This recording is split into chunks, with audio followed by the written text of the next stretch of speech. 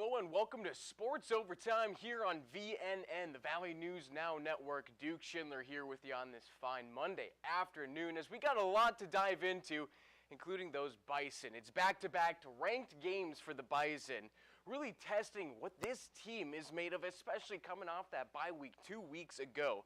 Now they're heading east to Illinois State, taking on the 3-1 Redbirds, number 6 in the nation, who's coming off a bye. And then a thrilling win the week before for them versus North Alabama. Now we'll kick this thing off here halfway through the second, 7-9. Bison are down. Check this out from Barika Nipu. 42 yards to the house. No tolls there in Illinois for the score, 15-9. 18-16 now. Another splendid game from Cole Payton. What a dime back shoulder to Bryce Lance for the 24-yard score. But one more stampede for the Bison. Trying to bring it in and driving it is DJ Scott, putting on the beats for the score.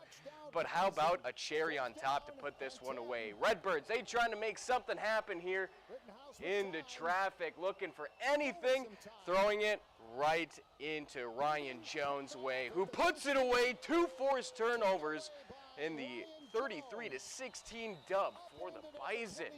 Great game out there in Illinois State. But that's not the only team that was in action here. We had UND also heading to Northern Iowa. Now UND put up a show against Valpo in their last action. Now coming off another bye week, looking to avoid a hangover versus the Panthers. But there was no hangover. No need to worry about that. Late in the first, goose eggs on the board. Here comes Caden Vig with the strip sack and pick up. Dog, he looking like Greg Jennings out there. Put the team on his back. 63 yards for the score. North Dakota is up 7. But how about QB Jared Kaminsky this season? Stepping into the starting role, making throws like this. Off the back foot to Nate Demontagen. Gorgeous, but we got more from Kaminsky. Go ahead and check this out. Pressure coming in his face. He launches it downfield. Count to 10. That's a dime to B.J. Fleming. Oh, Fighting Hawks putting on a show in Northern Illinois and continue to pour it on the Panthers. Still shutting out UNI. Here's one more misdirection to Sawyer Seidel. UND putting on a beating in the 35-17 win. Gotta love that from the Fighting Hawks. They've been looking very good this year, especially after that near win against Kansas State at Kansas State. But we'll just take a hop, skip, and a jump across the pond to the Atlantic. This time the Vikings, well, they're still in Europe, but now in London to take on the Browns after a brutal loss in Dublin last week. And another brutal start to this one. Jordan Mason, he gets it punched out. Oh, the Browns hop on it. It is their ball, and they cash in. Gabriel on the bootleg in his first start. Harold Fanning Jr. wide open, 7-0 Browns. Vikings driving again. Akers in the shotgun. Okay, he takes the snap and puts a dot onto Josh Oliver. The running back to tight end connection, 7-7 after a Browns field goal. Vikes strike out a half. Up the gut, Mason in for the score, 14-10. Then near the end of the third, Gabriel serving through the middle to Njoku for the score. What a dot, 17-14. That leaves a minute 36 left. It's Wentz time. Taking the snap, back shoulder to Justin Jefferson. Great placement, great catch. And then the dagger. Wentz taking the snap, back shoulder. Addison, he's got it. That's your game winner, Vikings. They make their fans sweat again, but grab that win to help stay undefeated in London. KOC, how we feeling? He missed a walkthrough this week, and those types of things aren't in alignment with our standards, and wanted to make sure he was held accountable for that. But at the same time, he knows that. I thought he handled it professionally. He spoke with the team. To let them know that whenever I gave him the opportunity to go in the game, they could count on him, and he makes the game-winning catch. But I love Jordan Addison. I think he's a guy that I care about tremendously, and he knows that every guy in that locker room has his back. He knows that I will never waver in my confidence and belief in him. So Jordan Addison sitting out that first quarter due to some team team rules that were broken. Sounds like he didn't show up for a walkthrough. But how about Carson Wentz? Another great game from the game manager. 3 starters on the line were down with Darrisaw in and out of the lineup, but Wentz putting up 236 yards, a touchdown, no turnovers. But you got to give credit to the linemen up front, as Wentz did. A great performance from him.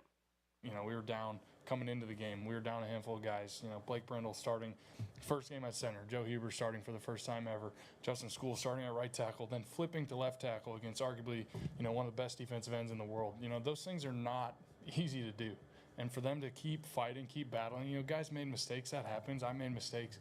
But the way they battled and kept fighting, I'm so proud of those guys.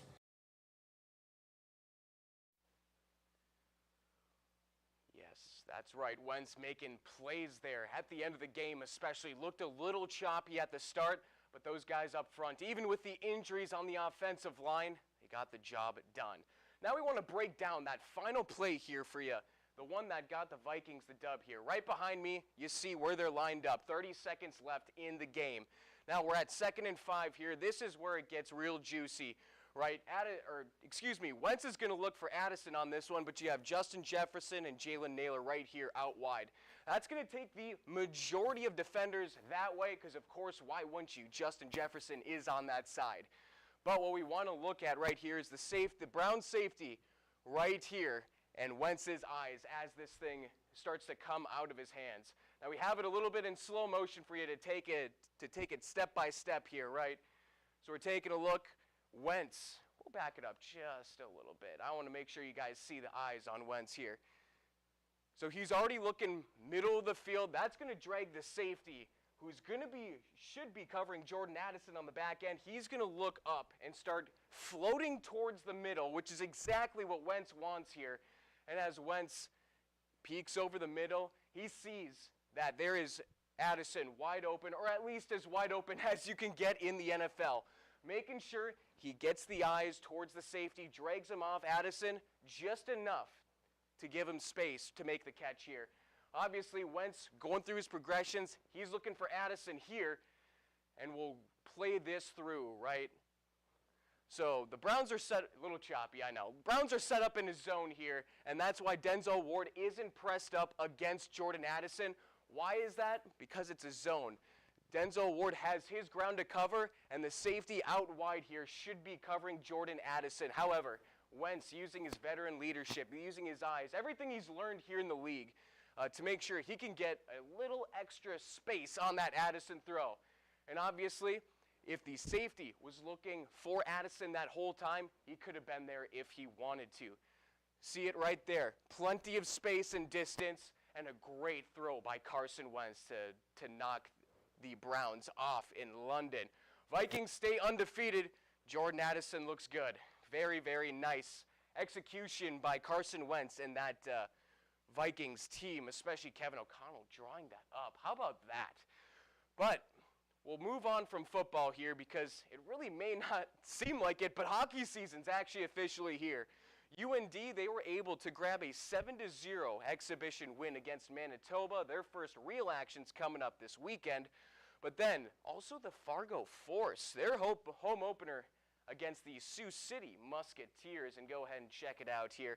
A thriller to start the season for the Force. Sioux City, they came out of the gates early, netting a 1-0 lead off the stick of Pavel Martinu. And less than 3 minutes later, Fargo will knot it up with Bryce Mattern, putting it through the nets and between the pipes. Stalemate through the next couple periods, and we head to OT, where Sioux City ended up winning in a shootout. Now, their next games are Friday and Saturday. They got a series against the Tri-City Storm, and that's going to be in Kearney, Nebraska. But we'll stick with winter sports here because they are on the horizon. And the Timberwolves also getting their first action of the preseason, heading to Denver. And it doesn't matter if it's the regular season, the playoffs, or even the preseason. The Wolves have had the Nuggets number. Without Anthony Edwards, Julius Randle, Minnesota Mike Conley in this one. Wolves winning a 126-116 game with Jaden McDaniels aggressive on offense early. That's what we wanted to see out of him. Even though Julius is going to have his touches and whatnot, you like to see Jaden kind of come out of the gates and be aggressive on offense. He had 9 points, and then there's 2 words. Naz Reid. 2 of 2 from 3, he had 10, and then the rookie, Johan Behringer, looking like an NBA player already. He did accumulate 5 personal fouls. You got to make sure you're taking a look at that. You got to make sure he's not doing that in an actual real game, but this is where we get the kinks out, right, in preseason. 14 points for Behringer for the lob threat, 4 rebounds, and a block shot. Obviously what the Timberwolves are wanting to get out of him. The Wolves have 4 preseason games left before their opener on October 22nd versus Portland, but their next preseason game is going to be at the Target Center tomorrow versus the Pacers.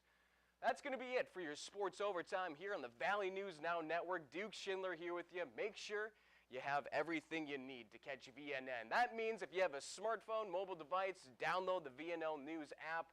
Make sure you get those notifications on as well, as we send those out when we do our Sports Overtimes. But if you also have a smart TV, Roku, Apple TV, or Amazon Fire Stick, you can catch us on there as well. So make sure you download that VNL News app. Stay updated with everything Valley News Now. For Duke Schindler, we'll catch you later.